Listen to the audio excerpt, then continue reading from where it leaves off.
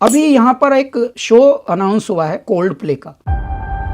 जनवरी 2025 में cold play की team Bharat आ रही है और टिकट के दाम जो हैं वो 3,000 से शुरू होकर 7 लाख तक के टिकट्स जो हैं वो इस कंसर्ट के बिके हैं। 1.3 करोड़ लोग अपने लैपटॉप, 12 फोन, पड़ोसी का फोन तक लेके बैठे हुए हैं टिकट बुक करने के लिए।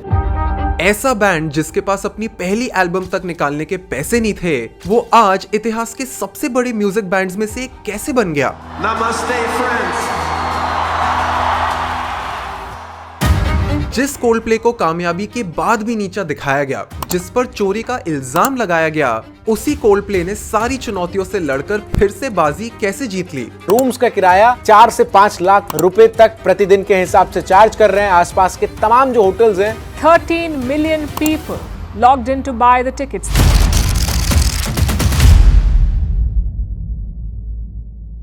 वेलकम टू द प्लेबुक, जहां हम दुनिया के सबसे सक्सेसफुल लोगों की तरह सोचना सीखते हैं। ये कहानी आपको दुनिया भर में अपना नाम बनाना सिखाएगी, जिंदगी भर की दोस्ती निभाना सिखाएगी और इतिहास की किताबों में अपने आप को अमर कर देना सिखाएगी। तो चलिए आज का पहला अध्याय शुरू करते हैं।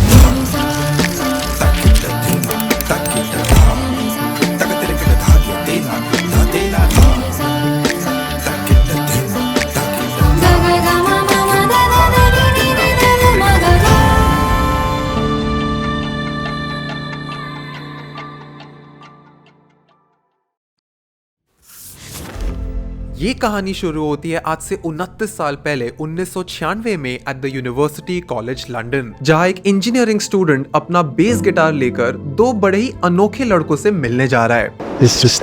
I've been expecting you. How are you?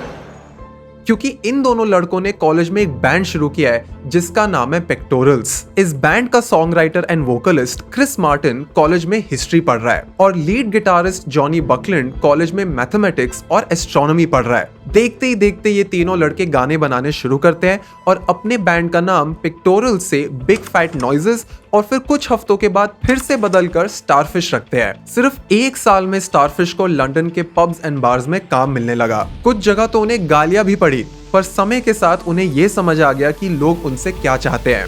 There's an old piece of paper that Chris has. It's like a list of things for the band. One is to get a drummer. Gig 1, Gig 2, Gig 3, Gig 4, get signed. 2 साल बाद 1998 में ये तीन लड़के एक और drummer को शामिल करते हैं जिसका नाम है will champion. Will said, "Oh, I'll do it. I'm the only one here. I'm the only one left." और ये चार लड़के फाइनली अपने बैंड का नाम रखते हैं कोल्ड प्ले, जिसकी कामयाबी की कहानी शुरू होती है एक दोस्त से लिए पैसों के उधार से। मई 1998 में कोल्डप्ले के सिंगर क्रिस मार्टिन ने अपने बचपन के दोस्त फिल हार्वी से 200 पाउंड का लोन लिया। इस लोन से उन्होंने सिर्फ 3 गाने बनाए जिनको उन्होंने एक ईपी यानी एक्सटेंडेड प्ले एल्बम के अंदर रिलीज करा जिसका नाम था सेफ्टी। ईपी एक छोटे एल्बम की तरह होती है जिसमें सिर्फ 3 से 5 गाने होते हैं। एक बड़ी शानदार एल्बम बनाने की जगह एक ईपी बनाने से कोल्डप्ले का खर्चा और रिस्क दोनों कम हो गया। बट असली समझदारी कोल्डप्ले तब दिखाता है जब वो इस एल्बम की सारी कॉपीज को बेचने की जगह जुगाड़ से music record label offices, radio stations and music journalist के ऑफिस तक पहुंचा देता है। इस दौरान फिल हार्वी कोल्डप्ले के मैनेजर बन जाते हैं। All these safety EPs, which I only made 500 copies of, almost all of them got thrown in the bins of all these record companies. एक और साल मेहनत करके 2 और ईपीज रिलीज करने के बाद कोल्डप्ले को अपना पहला बड़ा रिकॉर्ड लेबल कॉन्ट्रैक्ट मिल जाता है। April 15th, 1999. We signed him in Trafalgar Square. इस लेबल का नाम था पार्लोफोन, जो पिछले 100 सालों से इंडस्ट्री में काम कर रही थी। पार्लोफोन लेबल ने द बीटल्स और क्वीन जैसे बड़े बड़े बैंड्स के साथ काम किया हुआ था। We got lots of offers, but it was always going to be Parlophone, the home of the Beatles. सही लेबल के साथ जुड़ने से कोल्डप्ले को बेहतर recording studios, production team, TV appearances और डिस्ट्रीब्यूशन मिली। Would you please welcome our very special guest, Guy and Chris from Coldplay. Welcome, guys! Label का सपोर्ट मिलने के बाद कोल्डप्ले ने अपनी पहली प्रॉपर एल्बम बनाने का फैसला लिया, जिसने कोल्डप्ले की जिंदगी हमेशा के लिए बदल दी। Within 4 years, it's now the 26th of June 1998. By the 26th of June 2002, the Coldplay, or the band, whatever they're called then, will be known just all over, man. We're going to... We're so on title. There's a new...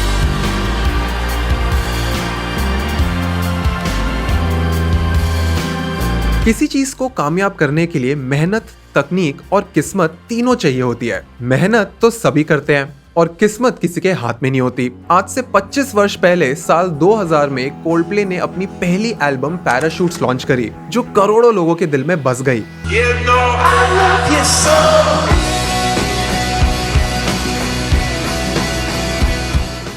but Coldplay के गानों में ऐसी क्या खासियत है कि लोग उनसे इतना प्यार कर बैठते हैं? काफी बैंड्स अपने गानों की लिरिक्स एक स्पेसिफिक एज ग्रुप या टारगेट ऑडियंस के लिए लिखते हैं, बट कोल्डप्ले अपनी लिरिक्स में उन जज्बातों का जिक्र करते हैं जो दुनिया के हर इंसान के मन में कभी ना कभी आए ही है। हमारे नाट्य शास्त्रों में नवरस यानी 9 फंडामेंटल इमोशनल स्टेट्स का जिक्र हुआ है। कोल्डप्ले के सबसे कामयाब गाने इनमें से 4 बेसिक ह्यूमन इमोशंस को बहुत खूबसूरती से झलकाते हैं। लव यानी प्रेम, जॉय यानी आनंद, सॉरो यानी दुख और करेज यानी साहस। येलो और फिक्स यू जैसे गाने आपको प्यार और सहारा देना सिखाते हैं।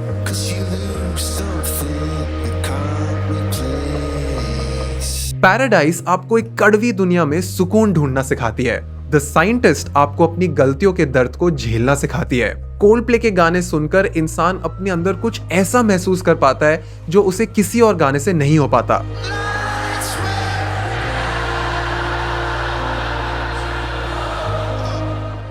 पर अच्छा समय किसी से पूछकर नहीं बदलता।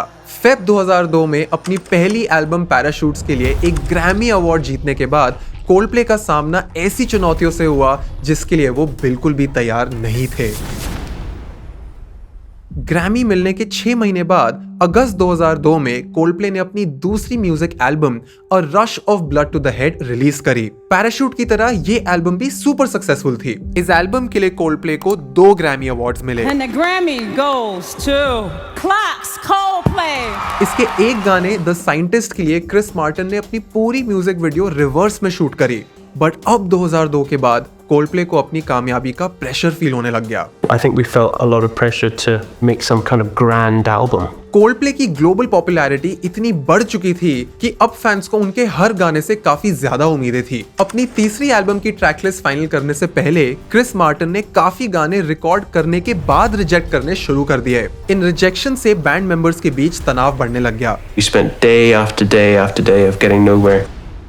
बट कोल्डप्ले ने वापस अपनी जड़ों को मजबूत करने का फैसला लिया। We realized that we'd been working quite disparately and we hadn't even played in a room together for 4 or 5 months. और 3 साल बाद 2005 में उन्होंने अपनी तीसरी एल्बम XNY को एक नए तरीके से प्रोड्यूस किया। अपने गानों को कॉन्सर्ट और स्टेडियम फ्रेंडली बनाने के लिए उन्होंने XNY एल्बम के गानों में हेवी गिटार्स और कोरसेस की मात्रा बढ़ा दी, इस उम्मीद में कि शायद इन नई तकनीकों से वो इस एल्बम को और भी ज्यादा कामयाब बना देंगे। पर ये तकनीकें कोल्डप्ले को कामयाबी की इस दौड़ में अपने स्वरूप, अपने ट्रू नेचर और इंस्टिंक्ट्स से दूर लेकर जा रही थी। XNY के बाद जो फैंस कोल्डप्ले को पहले इतना प्यार करते थे, वही फैंस अब कोल्डप्ले को बोरिंग और रेपिटेटिव बोलने लगे थे। The New York Times stepped out to call you the I don't want to quote it from memory, but it might have been the most insufferable of the decade. इसके ऊपर 2008 में जो सिट्रियानी नाम के एक लेजेंडरी अमेरिकन गिटारिस्ट ने Coldplay पर एक गाना चोरी करने का भी केस डाल दिया। The band was stunned when not one but 2 different artists claimed that Coldplay had plagiarized part of the melody. Coldplay चारों तरफ से कंट्रोवर्सीज में फंस चुका था, इसलिए अब टाइम था चीजों को बदलने का, ये समझने का कि लोग अब उनके गानों से प्यार क्यों नहीं कर रहे। अब समय था एक नए इंसान की एंट्री का जो कोल्डप्ले को वापस ट्रैक पे ला सके।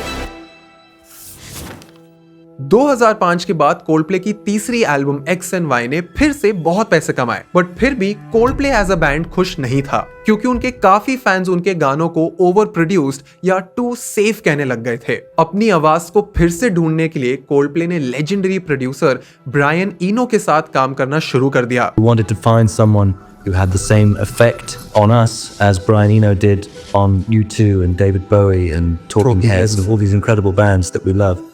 And so we asked Brian, do you know anyone? And he said, well, I wouldn't mind having a go. जिसके बाद उनके काम में 4 जरूरी बदलाव आए। Change number 1, encourage experimentation. Brian ने कोल्डप्ले को अपने कंफर्ट जोन से बाहर निकालकर नए साउंड्स और इंस्ट्रूमेंट्स को यूज करने के लिए प्रोत्साहित किया। ये बदलाव उनकी 2008 की चौथी एल्बम विवा ला विदा और death and all his friends के निर्माण का कारण बना। इसमें एक गाना था विवा ला विदा, जिसको बनाने में कोल्डप्ले को 55 डिफरेंट वेरिएशंस लगे और 1 साल तक लग गया। The song Viva La Vida, perhaps more than any of our songs, went through about 55 different styles. Change number 2, collaborative process.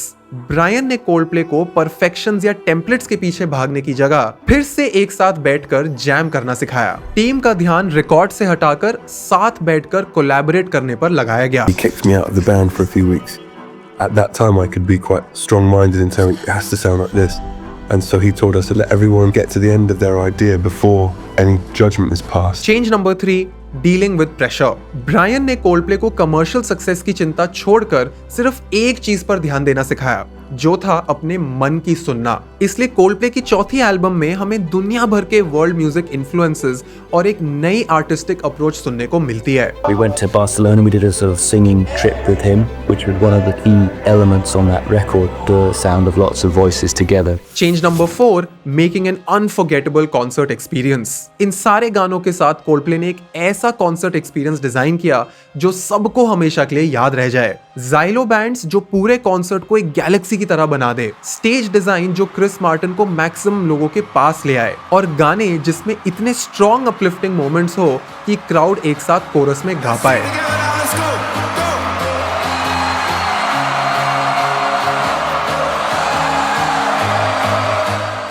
Concert में kinetic dance floors, energy generating bikes और solar panels लगे होते हैं, जिससे ऑडियंस की movement से वो energy generate कर पाए। कोल्डप्ले के हर कॉन्सर्ट में ज़ाइलो बैंड्स म्यूजिक के हिसाब से रंग और ब्राइटनेस बदलते रहते हैं। स्टेज पर बड़े बड़े बलून्स फेंके जाते हैं। उनकी कन्फेटी स्टार्स, बटरफ्लाईज और हार्ट्स की शेप में होती है। अंत में एक शानदार फायरवर्क्स और लेजर्स का शो दिखाया जाता है। इन सब चीजों से कोल्डप्ले का कॉन्सर्ट उन लोगों के लिए भी एक बहुत बड़ा एक्सपीरियंस बन जाता है जो पहली बार कोल्डप्ले के गाने सुन रहे हो। उनके पूरे एक्सपीरियंस में ऑडियंस को visual, auditory and participatory experience मिलता है।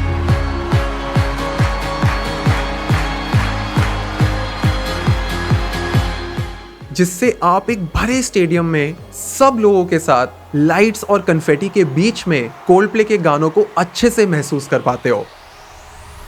पर अंश, हम तो ना म्यूजिक बनाते हैं और ना ही किसी बैंड में काम करते हैं, तो कोल्डप्ले की इस कहानी से हम क्या सीखे, एक एक करके बताता हूँ। आई एम श्योर कि कोल्डप्ले की कामयाबी में उनकी मेहनत, किस्मत, टाइमिंग, कंसिस्टेंसी, इन सब चीजों का बहुत ही बड़ा रोल है। पर अगर हम पीछे मुड़ के देखें तो हमें कोल्डप्ले की कहानी से काफी जरूरी लाइफ लेसन सीखने को मिलते हैं। Lesson number 1, build a great team. Coldplay की टीम में एक आर्किटेक्ट, एक इंजीनियर, मैथमेटिशियन, हिस्ट्री स्टूडेंट और एंथ्रोपोलॉजी के स्टूडेंट्स है। शायद इसीलिए कोल्डप्ले के कॉन्सर्ट्स एंड म्यूजिक वीडियोस इतने यूनिक होते हैं, क्योंकि उनकी टीम में इतने डाइवर्स बैकग्राउंड्स के लोग हैं। We all have different skill sets. Johnny is a mathematician and scientist, and Chris has these extraordinary big ideas, and Guy is the one who thinks, well, okay, but how do we actually do that? And Coldplay का crew उनके साथ 20 सालों तक जुड़ा रहता है। One of Coldplay's longest serving roadies of all time is Matt McGinn. He's worked with the band for over 20 years as Johnny Buckland's guitar technician. इसका मतलब वो दोस्ती और रिश्ते निभाने की अहमियत समझते हैं। आप जब भी एक टीम बनाओ तो कोशिश करना कि आप ऐसे लोगों के साथ काम करो जो आपके स्किल्स को कॉम्प्लीमेंट करे, मतलब ऐसे काम जो आप नहीं कर सकते, और साथ ही साथ उन रिश्तों को संभाल के रखना सीखिए। बीच में परेशानियां आएगी, जैसे कोल्डप्ले को भी 2005 से 2008 में आई थी, बट जरूरी ये है कि आप अपनी टीम को समय दें और साथ आगे बढ़ते रहे। I think it's a process of time and hard work, you know. Yeah. We've worked quite hard on how we communicate with each other and giving each other space. We tour a lot slower. Lesson number 2, invest in being visible. Coldplay ने अपनी पहली EP को maximum radio stations और label offices तक पहुंचा दिया। वो चाहते तो कच्चे लालच में अपनी 500 कॉपीज बेच भी सकते थे, बट उन्होंने सबसे पहले अपने सारे फंड्स को यूज करके एक MVP यानी एक मिनिमम वायबल प्रोडक्ट बनाया, which was their safety EP, और अपने आप को सही लोगों की आंखों के नीचे लाकर खड़ा कर दिया, जिसकी वजह से 2 साल की मेहनत के बाद उन्हें पार्लोफोन का कॉन्ट्रैक्ट मिल गया। आप चाहे अपने फील्ड में कितने भी अच्छे क्यों ना हो, आपको आगे बढ़ने के लिए सही लोगों के साथ जुड़ना होगा। Lesson number 3, don't let early critics pull you down. The Scientist, Fix You और विवा ला विदा तीनों गाने एक ऐसी एल्बम से है जिसको शुरुआत में बहुत हिट मिला, पर आज ये तीनों गाने ऐतिहासिक बन गए हैं। But critics, who once asked, why does everyone hate Coldplay, are now calling them the 21st century's defining band.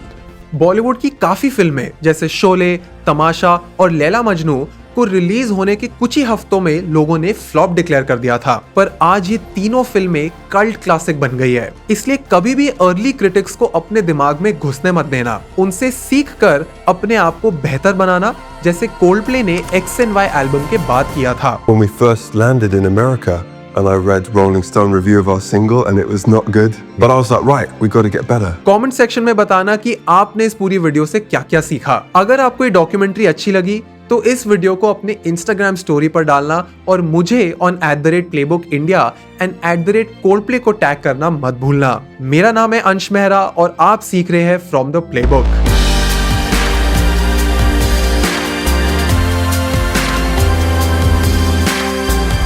अगर आपको कोल्डप्ले का ये वीडियो अच्छा लगा तो इस इंस्पायरिंग प्लेलिस्ट को देखना मत भूलना।